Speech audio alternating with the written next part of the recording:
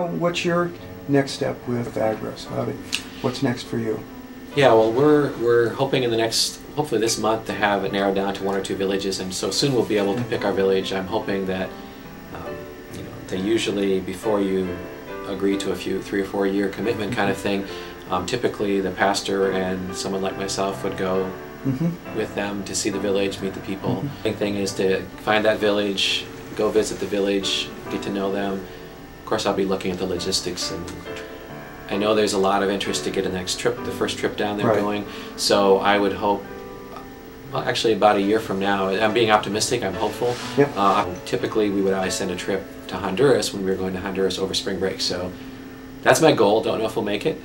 That's what I'm shooting for. And so I've never actually, I've been on a few of these trips. I've visited a lot of nonprofits. It'll be a new experience, but we do have, you know, we have experience from previous trips from Honduras, and we also have the Agros people to help us. So I think we'll be able to pull that off. So it'll be a challenge for me to help lead a trip.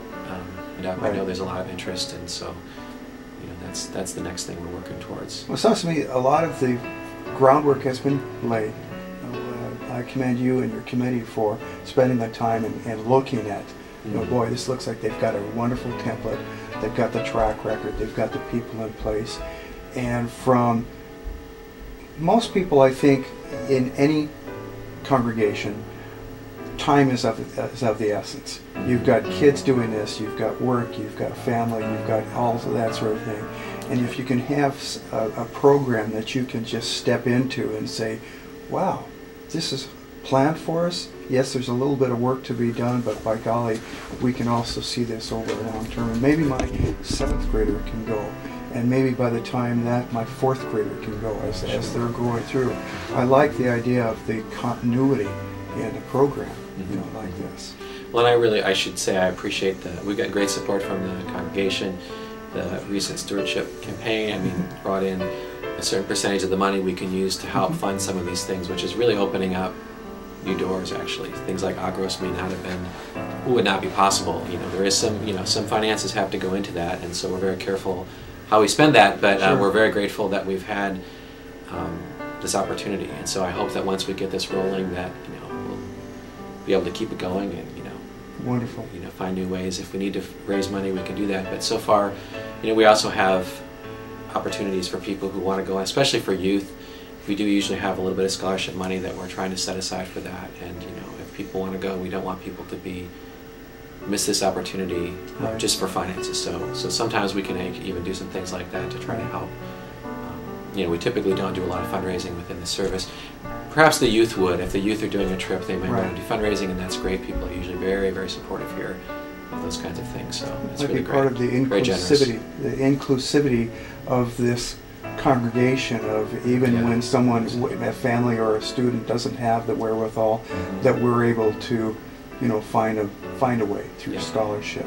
You know, go back and say, wow, that's what we started. Here's where we are today. It's an exciting time for the congregation. It is, and I've talked to people in other local churches who've said it's amazing. You know, these people had no homes. It was just a piece of land, and she's, you know, the person I was speaking to as a reference said, oh, you know, they have nice, you know, the homes are fairly nice, beautifully landscaped. They have beautiful crops. It's amazing. It's like a great.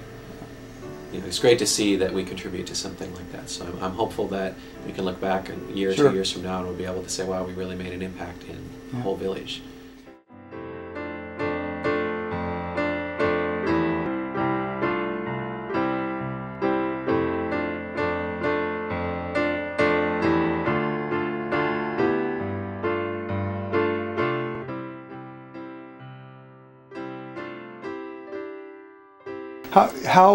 How long had it been since the hurricane had come through? Was that within the first year? I believe it was 4 years. Okay, so it was 4 years after. And still there was so much damage. Really? What did you see? What did you... There's abandoned houses, there's abandoned schools, there's people people have nowhere to go on the streets. I still remember we drove past this lady, and she was with, her son had been maybe 1 year old, and there was a flat basketball on the side of the road, and that's what he was playing with, and he didn't have any shoes on or anything. So it's still, after 4 years, there's a lot of work. Are you going back? Yeah, I'm definitely going back next summer. that really impacted you? Started crying and said, "You've changed my life, and I hope to see you again." Like that hit me. That's when I knew that's where my heart was. Oh, that's wonderful. So you're planning at some point in time go back either on your own or maybe with the church ministry, with Leader Youth Group yourself? Yes. Maybe. Two of my professors. The one actually lived there for 12 years teaching at the school. Okay. And then my other professor lived there for 3 or 4 years teaching. So wow. They go back often, which is. What brought you to want to go to Africa? I'm just always interested in learning about cultures and seeing how they live their life, and learning about all the poverty and everything over there is just interesting to me. Like, it's really sad and emotional, but I like to see the other side, see what I can do to help. Okay. To make a change in their life somehow. What you see a difference here at Holy Spirit versus some of the other churches that you might have looked at in the past? Yes, here everyone's just welcoming, and everyone here, like you can see, they try to do things to help out. You also mentioned about the youth group here. It's a place you feel home. Yes, just always tried to find a place where I can go and know that I'm home, I'm safe, and everyone here loves each other. And the moment I walked in these doors, I just knew this is where I need to be. You're studying at Trinity Lutheran in Everett, and you're Child and Family Studies, is that correct? Yeah, Child, Youth, and Family Ministry. Child, Youth, and Family Ministries. How do you see that being worked here at Holy Spirit? I've always wanted to be in the church, like, kind of be like a youth leader, help plan trips or something like that. So that's what I want to do with this degree, get more involved with the church, but then also become a paramedic and somehow maybe work that in both ways, where I can maybe help out at a camp being the first aid person, but also be there helping with the ministry or in some way. I haven't figured it all out yet, but I have a little bit of a plan. Well, when you do, you can help the rest of us figure ours out too. Yeah.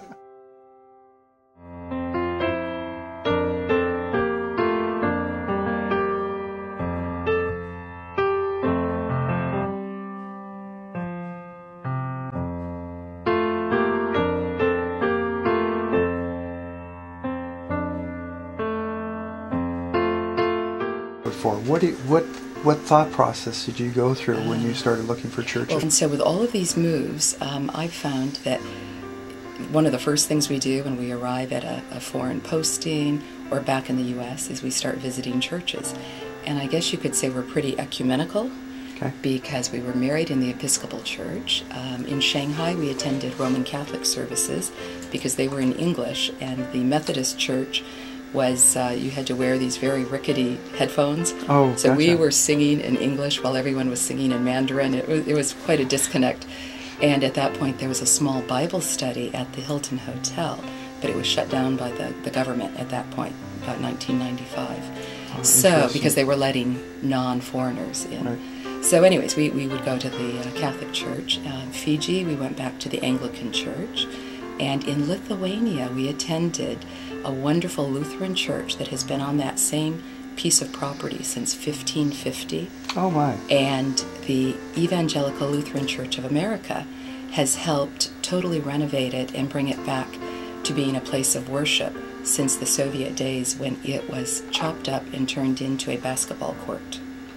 Oh my. That's what it had been for many decades. And now it's beautiful once again, and Elka sent retired pastors over to Vilnius, Lithuania, and they would stay and be the shepherds of our very small international English-speaking group. Oh, that's great. Yeah. What brought you here? What brought you to Holy Spirit? We started visiting churches, and I was looking for a church that had young people, families, older citizens, a wide variety of ages. And we kept looking, and I think Holy Spirit was the 5th Sunday. And one day we were driving by, we saw everyone coming out of the church, and my husband Brent said, "Wow, look at all those teens and all those kids." So we circled back just to see what the denomination was. And I was like, "Whoa, Lutheran, we should come and visit." And the next Sunday, we all attended. My 2 sons and my husband, that Sunday, everyone got in the car and said, "We should come back here." So we took that as a sign. I've heard a lot of people say that this is just more than just their church. This is their community. You're connecting with people.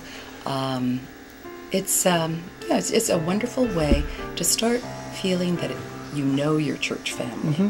When you attend here on a regular basis, you feel like you're part of a church family, but now you get to know some of the members of that family really well. You've mentioned too is that, you know, in today's go faster, do more world, that we are materialistic and secular.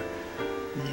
How does Holy Spirit fit in that? I think in part because of living overseas for so many years, I always find it was more difficult to move back to the U.S. than to move on to another country. That America is becoming more and more materialistic.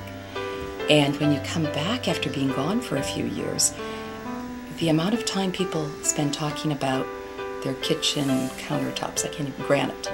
The amount of time that's spent discussing that is shocking after you've been in government housing where you show up and you're happy with whatever house they give you. But also how secular American society is today also. It seems to me that Christians need to spend time with their fellow Christians as well as out in the general world talking more about our faith and to celebrate it. Feel comfortable talking about your love of God. And sometimes I get the feeling that in American society today, that's kind of pushed over to the side.